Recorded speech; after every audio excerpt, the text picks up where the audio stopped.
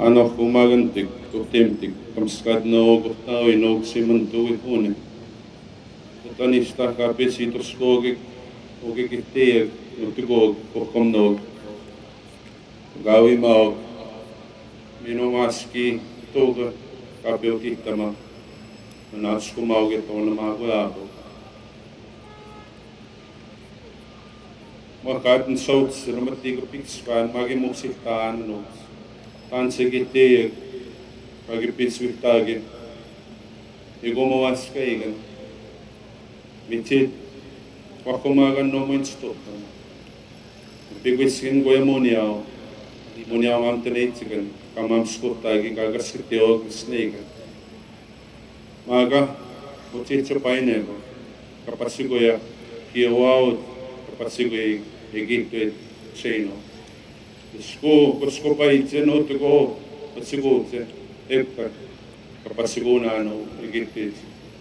Ibu mano kagis kagno partin nanas kuman uge wio tagotay sa sigota ikagis sumot sa gami nanas kum tinawa ne maga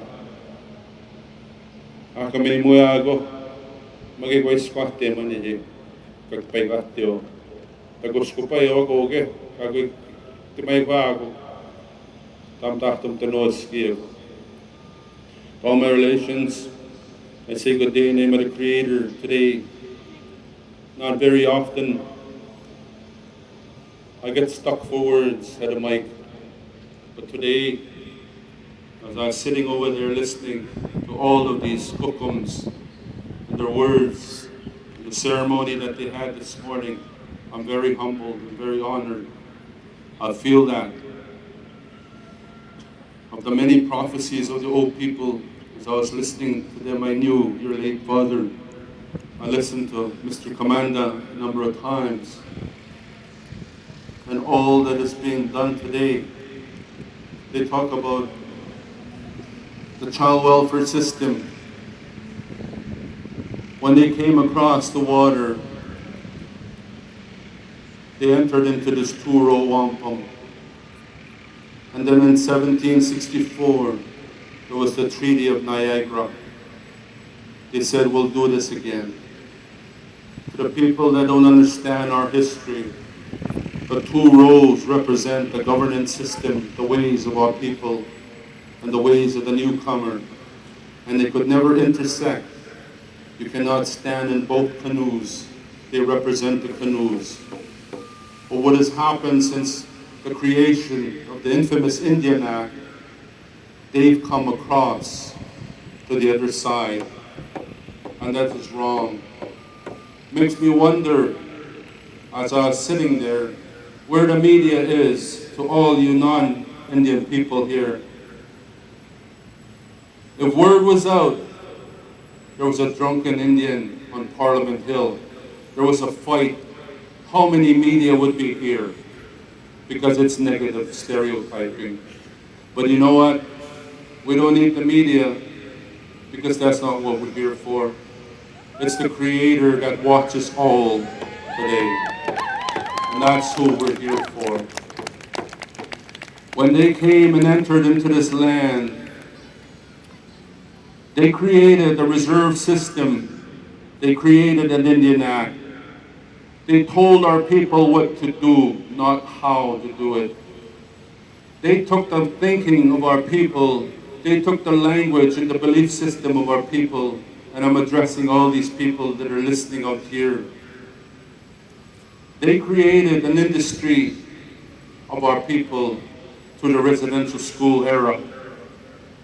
That era is no longer here, but as a result of that system of the loss of language, spirituality, ceremony, parenting, there's two other systems in Canada that we have become an industry.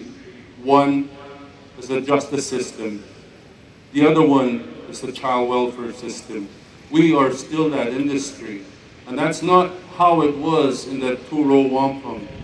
And also in the Treaty of Niagara, not too far from here, there was 2,000 leaders that entered that treaty and wanted this treaty to start over again.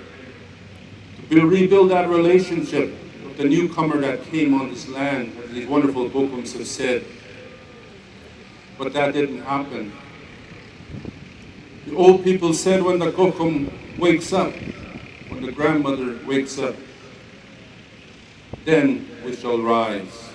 This is the beginning from Treaty 6 territory. You know, I've been around a long time, about 30 years in leadership. When I look at Canada and Treaty number 6, it's right in the middle of the prairies. And Treaty 1 to 5 is over here. And 7 to 11 is all the way west and up north. And the pre-numbered treaties are over here. There is a spiritual connection, and why the Treaty number 6 was entered 5 miles off our reservation in Fort Pitt and in Fort Carlton. There are things happening here, spiritual things. What those people have in that house, they have this thing called money. They have this thing called social media. They can control everything. But one thing they cannot control that we have is spirituality. They will never take that away from us. One of the things that I was taught, I want to share this amongst our own people. See this way we think of colonization today.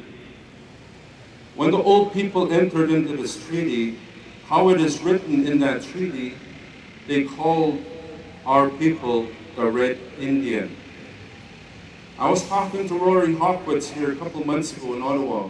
He remembers that era before 1980 in the 69 White Paper. It was still called the Red Indian. And the spiritual people have said to me, that's why they don't recognize you in Ottawa, that's why they don't recognize you overseas at the UN, because you call yourself First Nations. In the articles of the treaty, we are Red Indian. But we're thinking it's so derogatory now, oh, I don't want to be called a Red Indian. But that's how it was recognized in the Treaty of Niagara, the Red Indian of this land. It's unfortunate, there's a lot of decolonization, a lot of deprogramming of our own people that we need to do. But we always practice and lead it through ceremony. For that spirit, and many of our people have said they've lost the language. That spirit of the language is in our DNA. It always has been. It never leaves us. It's a matter of choice. So those people, when these Kokums have risen today, those people that are in there will be no door that is going to be closed to our people in the future, very, very near future. Because the people are hungry all over Turtle Island, our people, for that identity of this as a people. The language, the ceremony of our people. I've traveled crisscross this country